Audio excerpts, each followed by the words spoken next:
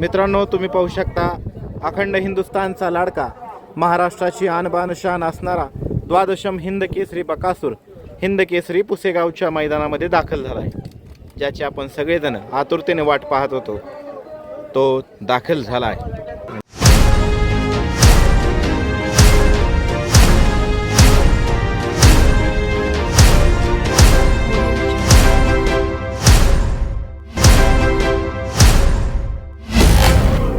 मित्रांनो, आपल्या समोर आहेत प्रसिद्ध बैलगाडी मालक मोहिल शेठ धुमाळे. मोहिल शेठ, नमस्ते. नमस्ते. आज किती वाजता पोहोचला मैदानामध्ये? अर्धा पाऊण तास झालं पोचलोय. बरं. महाराजला घेऊन आलाय, बकासूरला. अजून कोणते कोणते नंदी आणलेत? दोनच आणलेत. दोनच. काय सांगाल, महाराज कोणत्या गटामध्ये दिसेल पाहताना? 77 आणि बकासूर 110. पहिल्यांदाच असं झालंय की सगळ्यात एकदम एंडिंगला आहे. काय सांगाल त्याच्याविषयी? काय सांगाल? नाही, काय लय मोठ्या मैदानात चिठ्ठीच उशिरा निघते. बर. उशिरा निघाली नेमकी. हो. आणि पण जसं पाहिजे तसं तास आले. काय सांगाल नाही, गटाला कुठलंही तास असलं तरी चालतं, आपल्याला काही विषय नाही. आणि मैदानाविषयी काय सांगाल? हे आता तुमचं चौथं वर्ष आहे. इथून मागं 3 वर्षी तुम्ही फायनलच्या गुलालाची मानकरी ठरलेला आहे. आपल्या शिवगिरी महाराजांचा खूप आशीर्वाद आहे. मी जेव्हा येईल तेव्हा मंदिरात पाया पडूनच जातो. बरं. सकाळी आल्या दर्शन घेतलं सेवागिरीचं. आणि पायऱ्याची खूप गुप्तता पाळण्यात आली होती आणि अचानकच धप्पा दिला. कोणालाही वाटत नव्हतं की ही नियोजन होऊ शकतं अचानक. हे कुणालाच कळून दिलं नव्हतं. फक्त आम्ही दोघांनाच पायरा माहिती होता, त्यामुळं पायरा कुणालाच माहिती नसतो. आज खूप फॅन्स आहेत, प्रचंड गर्दी.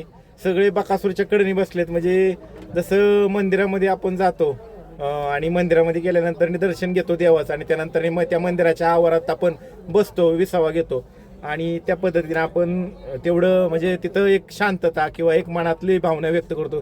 तसे बघा, आता कॅमेऱ्यात तुम्ही बघू शकता ह्याच व्हिडिओच्या माध्यमातून पलीकडच्या साईडला ती बांधावरती मुलं बसल्यात.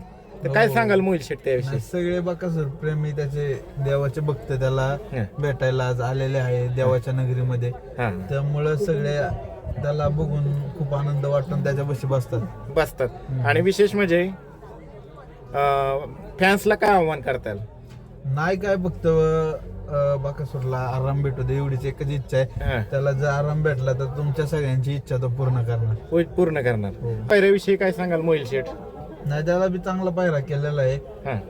रुद्रा म्हणून त्या दिवशी अर्जुन संघ 3 नंबर केला 9-12ला. तो पायरा केला. आणि विशेष म्हणजे तुम्ही बाईट देताय पण लक्ष सगळं दोन्ही नंदींवरती. काय सांगाल? नाही, दोन्ही नंदी बसलेले आणि पब्लिकचा आवाज झाला की तो नाही उठत. बरं, हा काळीच उठतो ना लगेच. काळीच उठतो. त्यामुळे त्याच्यावर लक्ष ठेवायला लागते. बरोबर आहे. बघितलं तरी लगेच उठतो. आणि तो पुसेगावच्या मैदानात आल्यानंतर नेहमी आराम करतो. त्या भरपूर रील व्हायरल झालेले आहेत पुसेगावच्या मैदानातल्या. काय सांगाल? पुसेगावचं आणि बकासूरचं एक वेगळंच नातं आहे. पुसेगाव मुळे आणि शिवगिरी महाराजांमुळे आज बकासूर अखंड महाराष्ट्राला कळलेला आहे. बरोबर. सगळ्यात पहिल्या वर्षी त्यांनी 1 नंबर केलं, तेव्हापासून अख्ख्या महाराष्ट्राला बकासूर कळला. तर शिवगिरी महाराजांच्या आशीर्वादाने अखंड महाराष्ट्राला बकासूर कळला. बरोबर आहे. त्यावेळेस मोठा सोन्या आणि बकासूर पळाला होता. त्यामुळं त्याच्यावरती बकासूरवरती महाराजांचा खूप आशीर्वाद आहे. म्हणजे जेव्हा ह्या रोडने आम्ही पुसेगावच्या कुठल्या मैदानाला जाईन, घरी जाईन, येता जाता तिथं दर्शन घेतल्याशिवाय पुढे जातच नाही. बघा मित्रांनो, मोहिल शेठ यांनी पण आज बाईट दिली. खूप छान वाटतंय. निश्चितच आपल्याला संध्याकाळी फायनलची मुलाखत पाहायला मिळणार आहे. धन्यवाद. मैदान रिपोर्टरला सबस्क्राइब करा आणि अपडेट रहा. नवीन व्हिडिओच्या नोटिफिकेशनसाठी बेल आयकॉनचे बटन दाबा. धन्यवाद.